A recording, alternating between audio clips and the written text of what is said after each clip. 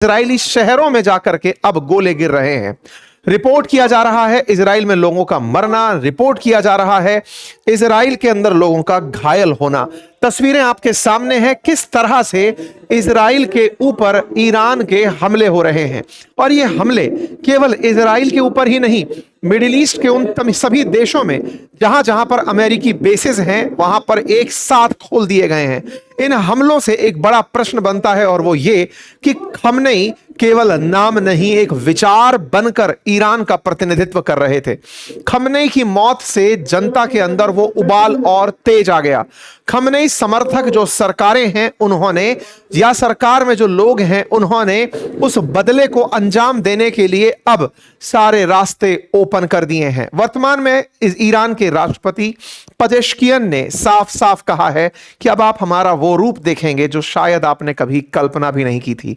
यहां के जनरल का बयान है कि हम पिछले 20 सालों से केवल अमेरिका को अपने उत्तर में, अपने पूर्व में, पश्चिम में केवल शक्ति का प्रयोग करते देख रहे थे।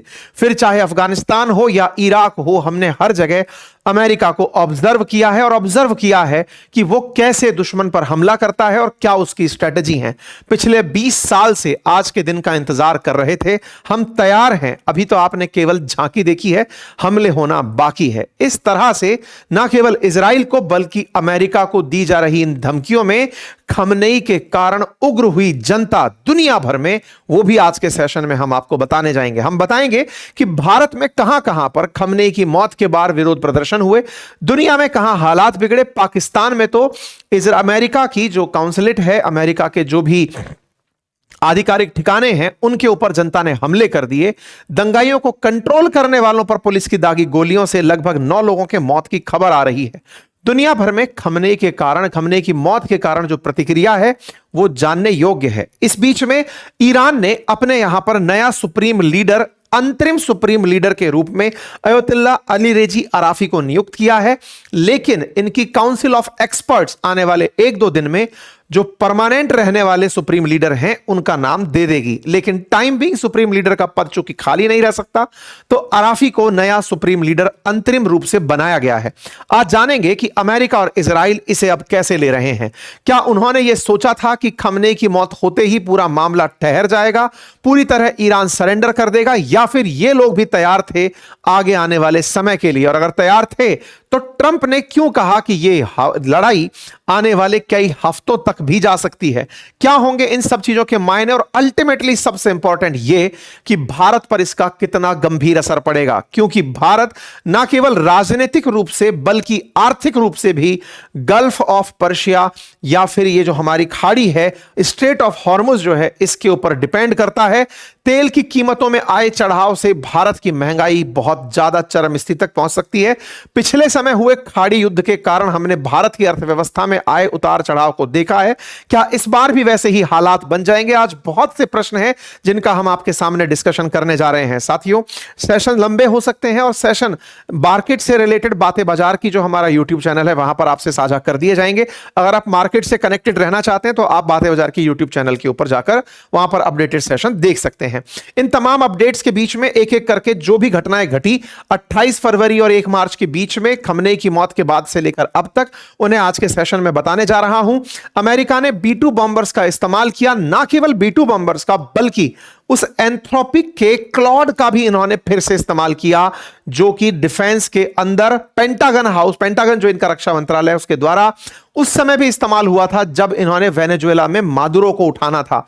फिर से एआई का इस्तेमाल युद्ध में होना एक चर्चा का विषय है, क्योंकि इसी कारण से पेंटागन क्लॉड के ऊपर दबाव बनाया जा रहा है कि आप हमें इस्तेमाल करने दो। अल्टीमेटली क्लॉड है क्या? यदि आप जानना चाहते हैं तो मैंने अपनी जो एआई मास्टरी क्लास बनाई थी, जिसमें बिगिनर से लेकर प्रो लेवल तक आपको एआई टूल्स यूज कराना सिखा रहा हूं, उस क्लास में मैंने प्रॉपर डिटेलिंग से क्लॉड के यूजेस और प्रॉम्प्ट्स बताए हैं। हालांकि मैं आपको पेंटागन में अधिकारी नहीं बना पाऊंगा, लेकिन एटलीस्ट क्लॉड से आप इंट्रोड्यूस होंगे। और इसका एक खास फीचर जो इसके प्रो फीचर में ही आता है, दैट इज कोवर्क फीचर, जिससे आपका पूरी तरह से कंप्यूटर ऑटोमेट हो जाता है। कमांड से ही पूरी तरह कंप्यूटर में काम आप होने लगते हैं। आपकी ड्राइव्स को आप ले सकते हैं। हमने इसका यूज करना भी अपनी इस कोर्स में सिखाया है। अगर आप चाहते हैं इसका यूज होते हुए देखना और खुद इसका यूज कैसे करें सीखना चाहते हैं तो आज ही जाइए हमारे उस कोर्स को ज्वाइन कर लीजिए जिसे आपने इतना प्यार दिया है। आपको क्लॉड के इन फीचर्स को हमने अपने सेशन में सिखाया है। होली के चलते कल के पूछे आपके रेस्पॉन्स के ऊपर हमने इस सेल ऑफर को होली के त्योहार तक बढ़ा दिया है। आज ही जाइए 33% ऑफर जो ऑफ का है उसका लाभ सुनिश्चित करिए और कुछ नया सीखिए। बढ़ते हैं आगे। साथियों, खमनेई की मौत अपने आप में पूरी दुनिया के लिए कई तरह से कई बड़ा सबक लेकर आई हैं। एक सबक यह कि खमनेई ईरान में इतने दिनों तक राज कर रहे थे, ऐसे में अमेरिका ने कुछ नहीं किया। अब अमेरिका करने में कामयाब कैसे हो गया। वहीं दूसरी ओर यह कि क्या अमेरिका और इजराइल अब इतने पावरफुल हो गए हैं कि दुनिया में उनके विरोध में जहां भी कोई होगा उसे वो उसके घर में ही मार डालेंगे। जिस तरह तेहरान में अपने ही घर में खमनेई को निशाना बनाया और दुनिया की जो चुप्पी निकल कर आई वो दुनिया के लिए एक बहुत बड़ा करारा तमाचा है। आज चाइना, रशिया जैसे देशों की प्रतिक्रियाएं अपेक्षित हैं, उन पर चर्चाएं होंगी। आप हमारे सारे जो यूट्यूब चैनल हैं उन्हें विजिट करते रहिएगा क्योंकि सबके इंटरवल्स पर हम कुछ ना कुछ अपडेट दे रहे हैं। आप देखते रहिएगा और ट्विटर हैंडल पर अगर आप बने हुए हैं तो हम वहां पर इसकी जानकारी लगातार दे रहे हैं। अंकित कुमार अवस्थी नाम से वेरीफाइड अकाउंट है, आप वहां पहुंच जाइएगा। साथियों, खमनेई की मौत पर दुनिया भर की प्रतिक्रियाओं में सबसे बड़ा सवाल यह था कि यह व्यक्ति death to America, death to Israel के लिए जाने भले ही जाते हों, लेकिन ईरान में इनके प्रति जो प्यार है वो जनता का दिख रहा है। एक तस्वीर जिसने सभी को सोचने पर विवश कर दिया है वो ये है। शहीद का दर्जा प्राप्त कर चुके अल खमनेई, उनकी शहादत के बाद उनके शोक में एकत्रित हुए लोगों की जो संख्या है, ऐसे समय पर जब यह पता है कि अमेरिका बड़ी मात्रा में लोगों को निशाना बना सकता है, ऐसे समय पर जब युद्ध के समय यह कहा जाता है, इंस्ट्रक्शंस दिए जाते हैं कि आप बाहर ना निकलें, एक जगह एकत्रित ना हो, यह अपने आप में विरोध का एक नजारा है। यह वो नजारा है जहां ईरान के लोगों ने बीच सड़कों पर, इमामबाड़ों के अंदर एकत्रित होकर के, मस्जिदों में एकत्रित होकर के अपना विरोध प्रदर्शन किया।